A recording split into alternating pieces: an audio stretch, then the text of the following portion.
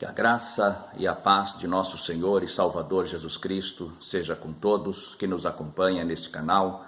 Você é muito bem-vindo, aluno da Escola Dominical, professor da Escola Dominical, amante da Palavra de Deus. Vamos junto para mais uma lição da nossa Escola Dominical, a lição de número 5, onde estamos nesse trimestre tratando sobre a Igreja eleita. E o tema desta lição número 5 é libertos do pecado para uma nova vida em Cristo Jesus. Libertos do pecado para uma nova vida em Cristo Jesus. O texto áureo, que é a base da nossa lição, em torno do qual se desenvolverá todo o raciocínio, está em Efésios capítulo 2, versículos 4 e 5. Mas Deus, que é riquíssimo em misericórdia, pelo seu muito amor, com que nos amou, estando nós ainda mortos em nossas ofensas, nos vivificou juntamente com Cristo. Então, este é o texto áureo. E esta lição, ela está dividida em 3 pontos, e nós estaremos falando sobre a vida pregressa antes do Evangelho, que é mortos espirituais, presos pelos laços do pecado. Depois, num segundo momento, a entrada da graça, o impacto da graça na nossa vida, que nos tira daquele mundo de pecado e nos ressuscita para uma nova vida espiritual em Cristo Jesus. E, por fim, a questão das obras, as obras e a salvação. Então, são esses 3 pontos que está firmado a nossa lição, onde o comentarista ele toma por base o 2º capítulo da carta aos Efésios, capítulo 2, do versículo 1 até o versículo 10. Pois bem, no primeiro momento, nós vemos aqui que a antiga natureza, antes do Evangelho, o homem por natureza, estava condenado, porque a nossa vida era uma vida subjugada, com o colar maldito da maldição do pecado, que nos levaria certamente às profundezas do inferno.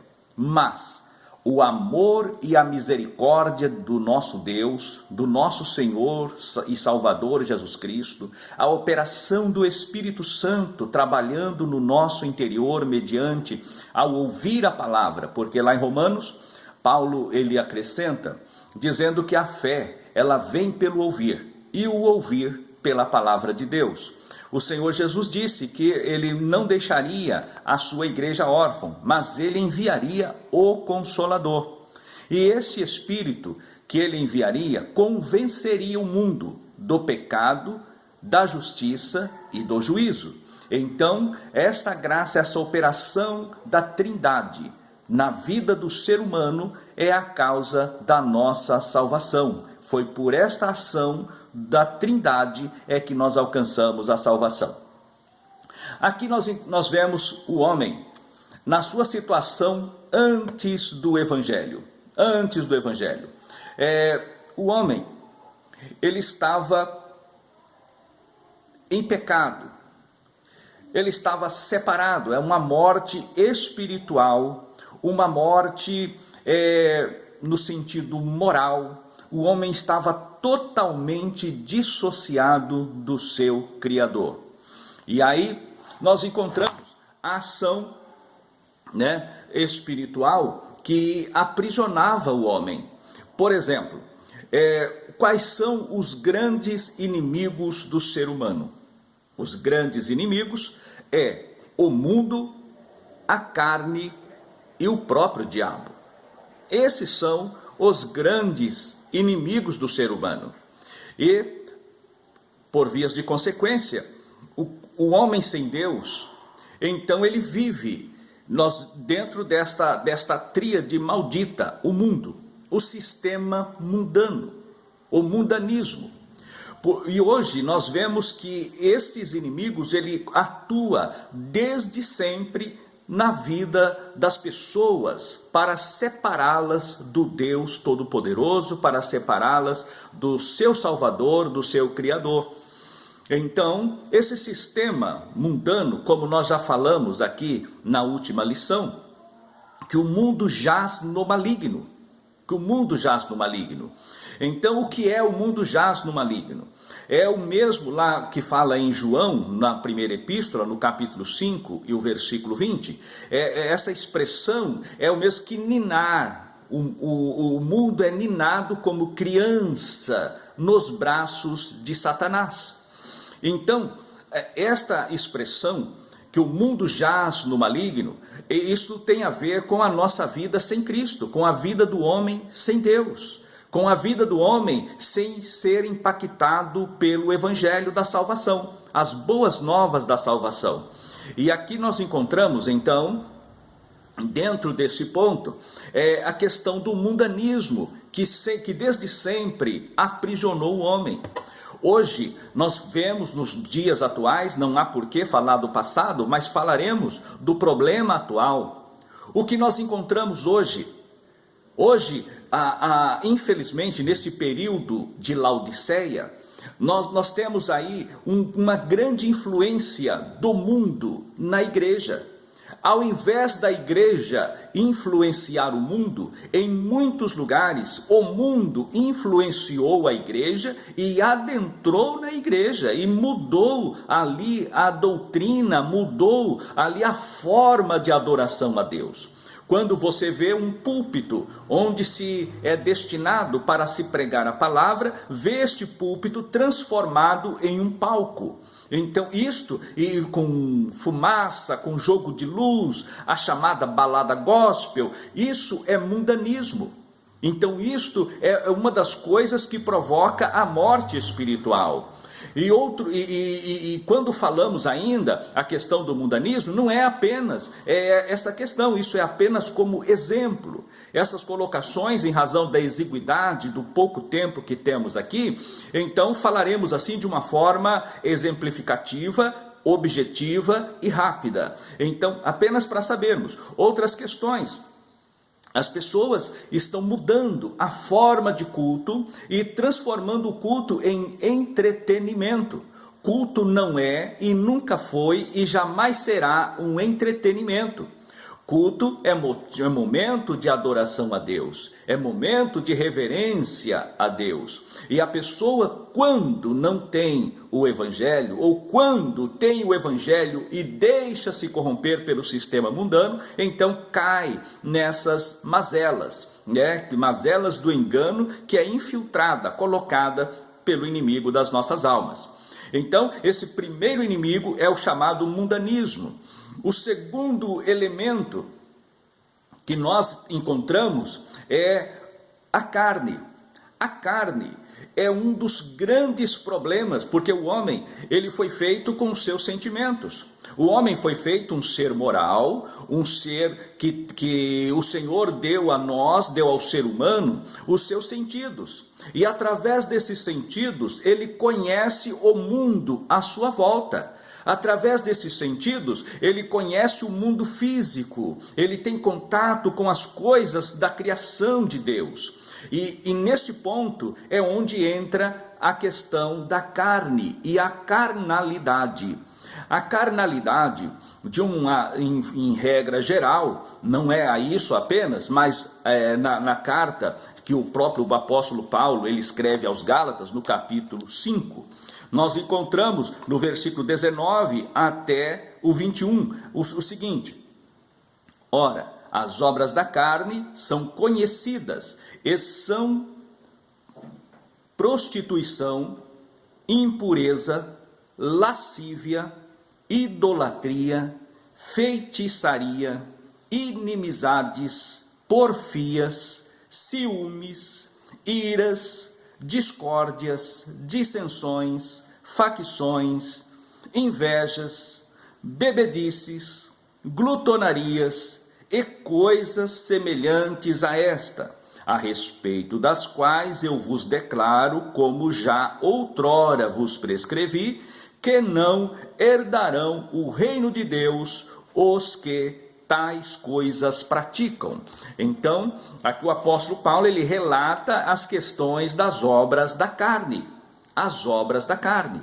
E as obras da carne, então, mostra o poder da carne, a força da carne. Não dá para expor cada um dessas colocações. Mas hoje é comum as pessoas saírem, ver as chamadas baladas gospel, e ali acontece de tudo ou de quase tudo. Isto é carnalidade. Então é um dos problemas que a igreja enfrenta nesta última hora, é um dos problemas da carnalidade, que é justamente isso que o apóstolo Paulo fala, que nós vivíamos antes de conhecer o Evangelho. E agora, depois que conhecemos o Evangelho, não podemos nos dar a estas práticas, ao sistema mundano e também ao sistema da carnalidade. Além do que, nós enfrentamos ainda as batalhas de Satanás. Nós vemos ainda o inimigo das nossas almas lutando as guerras e as batalhas espirituais, como nós estudaremos e veremos nas lições futuras. Os ataques de Satanás não são poucos e não são fracos, não. Os ataques de Satanás são muito fortes para desviar o nosso culto, para desviar a nossa adoração, para nos tirar da posição que Deus nos colocou para ser seus adoradores, para sermos os portadores da luz, porque Jesus, lá no Sermão do Monte, ele diz o seguinte: vós sois a luz do mundo. Então, a igreja é a luz do mundo, porque Cristo habita na igreja. E se Cristo habita na igreja, logo, a igreja, ela reflete a luz daquele que em si habita, ou seja, a luz de Cristo Jesus em nossas vidas. Então, nós vemos aqui, nesse primeiro ponto da nossa lição, que há esta preocupação do apóstolo Paulo com a vida pregressa, mostrando como o homem era na sua vida pregressa, porque as pessoas que assim faz, ele leva uma vida de inimizade com Deus, ou seja, uma vida deliberada para o pecado.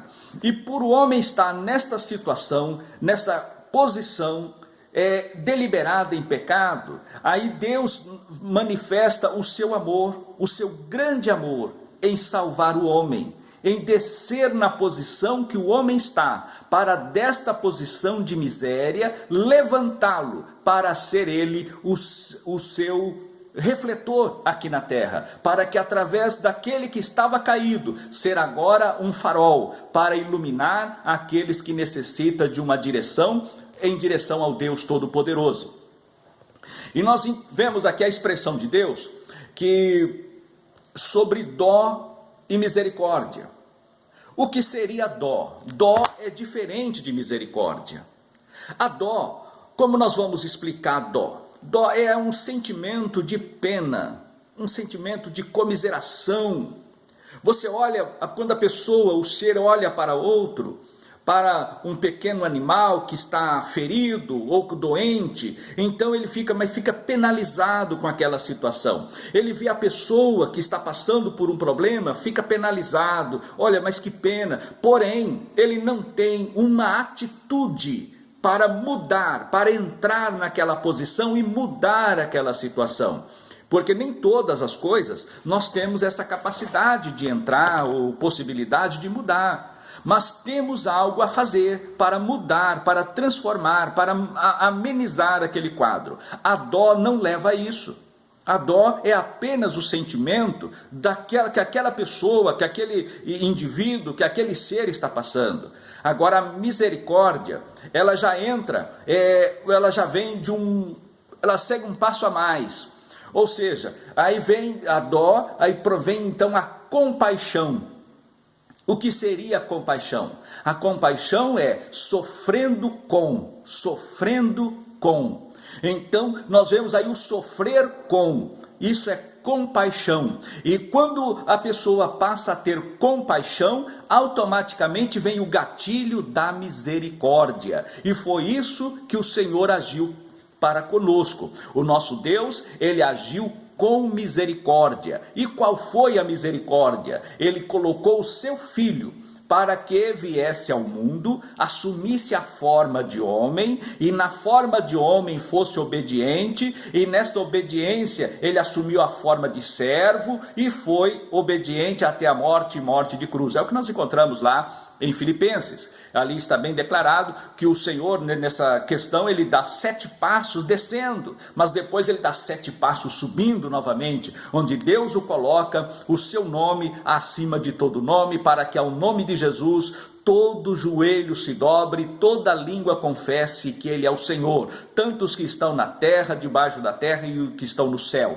todos confessando que Jesus Cristo é o Senhor. Então, esta misericórdia de Deus, que o Senhor desceu a nós, ele veio para nos trazer, então, a salvação em Cristo Jesus. Já não vivemos mais segundo o passado, já não vivemos mais naquela vida de mazela do pecado, mas vivemos agora uma nova vida. Então o Senhor entrou lá, naquele quadro, naquele momento, naquela situação, para tirar o homem do pecado. O pecado, no passado, principalmente na era medieval, as pessoas usavam um colar de aço, ou de ferro, ou de metal, para mostrar que era um escravo.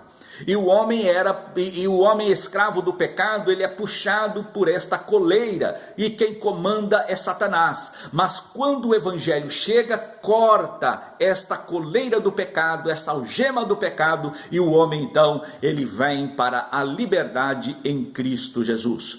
Por isso, o Senhor Jesus, ele diz lá em João, no capítulo 8 e versículo 32, conhecereis a verdade, e a verdade é Jesus, e a verdade vos libertará. E no versículo 36 do mesmo capítulo 8, ele diz, se pois o Filho vos libertar, verdadeiramente sereis livres. O homem, ele tem os 2 grandes coisas que ele preserva, os bens que são indisponíveis e valorosos na nossa vida. O primeiro deles é a vida, e o segundo é a liberdade. Então ter vida sem liberdade é o mesmo que não ter vida. Agora a vida com liberdade é viver para Deus, é viver com Deus e o seu Filho amado, nosso Senhor e Salvador Jesus Cristo. Até o próximo vídeo, se Deus quiser, quando estaremos dando continuidade nesta lição número 5 da nossa Escola Bíblica Dominical.